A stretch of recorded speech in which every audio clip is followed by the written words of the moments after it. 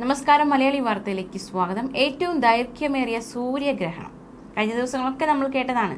സൂര്യഗ്രഹണം ഉണ്ടാകുന്നു, അത് എന്തൊക്കെ മുൻകരുതലുകൾ സൂക്ഷിക്കണം, എന്തൊക്കെയാണ് സംഭവിക്കുന്നത്, ലോകം ആകാംക്ഷയോടെ ഉറ്റുനോക്കുകയായിരുന്നു. എന്തായാലും കഴിഞ്ഞ ദിവസം സൂര്യഗ്രഹണം നടന്നു, അത് പൂർത്തിയായിരിക്കുകയാണ്.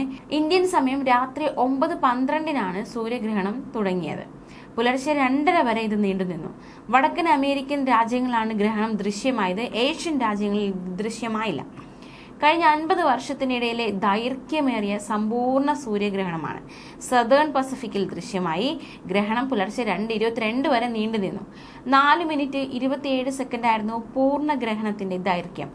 അമേരിക്ക, കാനഡ, മെക്സിക്കോ ഉൾപ്പെടെയുള്ള വടക്കൻ അമേരിക്കൻ രാജ്യങ്ങളിൽ ദൃശ്യമായ ഗ്രഹണം ഏഷ്യൻ രാജ്യങ്ങളിൽ കാണാൻ കഴിഞ്ഞില്ല. അതുകൊണ്ട് തന്നെ നമുക്കത് കാണാൻ സാധിച്ചില്ല. നമ്മുടെ രാജ്യത്തിലൊന്നും അത് ദൃശ്യമായിരുന്നില്ല. 2026 ഓഗസ്റ്റ് 12 അടുത്ത സൂര്യഗ്രഹണം ഇനി ദൃശ്യമാകുന്നത്. US, കാനഡ, മെക്സിക്കോ ഉൾപ്പെടെയുള്ള രാജ്യങ്ങളിൽ നിന്ന് അപൂർവ പ്രതിഭാസത്തിന് നിരവധി പേർ സാക്ഷികളായി. ചന്ദ്രന്റെ നിഴൽ 5 മിനിറ്റോളം സൂര്യനെ മറച്ചുവെച്ചപ്പോൾ അപൂർവമായ ആകാശ ദൃശ്യവിരുന്ന് ഭൂമിയിൽ നിന്ന് ആയിരങ്ങൾ കണ്ടു. കാനഡയിലും മെക്സിക്കോയിലും ടെക്സസിലും ഉൾപ്പെടെയുള്ള രാജ്യങ്ങളിൽ അപൂർവ ആകാശ ദൃശ്യവിരുന്ന് കാണാൻ ജനസാഗരമാണ് എത്തിയത്. പ്രാദേശിക സമയം ഉച്ചയ്ക്ക് 2 മണിയോടെയാണ് മെക്സിക്കോയുടെ പസഫിക് തീരത്ത് പ്രതിഭാസം ദൃശ്യമായത്. ഇന്ത്യ ഉൾപ്പെടെയുള്ള രാജ്യങ്ങളിലുള്ളവർ നാസയുടെ തത്സമയ സ്ട്രീമിംഗിലൂടെയാണ് ഗ്രഹണം ദർശിച്ചത്. ടെക്സാസിലെ മക്ഡൊണാൾഡ്സ് ഒബ്സർവേറ്ററിയുടെ തത്സമയ സ്ട്രീമിംഗും ഓൺലൈനിൽ ഉണ്ടായിരുന്നു. ചന്ദ്രൻ ഭൂമിക്കും സൂര്യനും ഇടയിലൂടെ കടന്നു പോകുമ്പോഴാണ് സമ്പൂർണ്ണ ഗ്രഹണം സംഭവിക്കുന്നത്. ആകാശം സന്ധ്യാസമയം എന്ന പോലെ ഇരുണ്ട അവസ്ഥയിൽ ഉണ്ടായി. ഗ്രഹണ സമയത്ത് ഭൂമിയിലുണ്ടാകുന്ന മാറ്റങ്ങൾ പഠിക്കാൻ നാസ ഉൾപ്പെടെയുള്ള ഏജൻസികൾ വിപുലമായ സംവിധാനങ്ങൾ ഒരുക്കിയിട്ടുണ്ടായിരുന്നു. ഓരോ വർഷവും 2 മുതൽ 5 സൂര്യഗ്രഹണം വരെ നടക്കാറുണ്ട്. എന്നാൽ സമ്പൂർണ്ണ സൂര്യഗ്രഹണം 18 മാസത്തിൽ ഒരിക്കലാണ് സംഭവിക്കാറുള്ളത്. അടുത്ത സമ്പൂർണ്ണ ഗ്രഹണം 2026 ഓഗസ്റ്റ് 12 പ്രവചനം.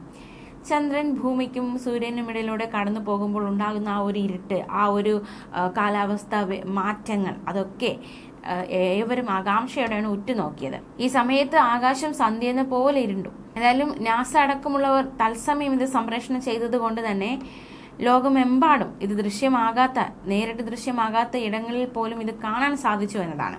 അടുത്ത സൂര്യഗ്രഹണം അന്റാർട്ടിക് മേഖലയിലാകും പൂർണ്ണമായും ദൃശ്യമാകുന്നത്. സൂര്യനെ ചന്ദ്രൻ പൂർണ്ണമായി മറച്ചതോടെ ആകാശം പട്ടാപകൽ ഇരുണ്ടത് കൗതുകമായി. വടക്കേ അമേരിക്കയിൽ ആദ്യമായി ഈ ഘട്ടം ദൃശ്യമായത് മെക്സിക്കോയുടെ പസഫിക് തീരത്തുള്ള മസറ്റ്ലാനിലാണ്. ഉച്ചയ്ക്ക് 2:07 ഇന്ത്യൻ സമയം രാത്രി 11:30 ഇത് ദൃശ്യമായത്.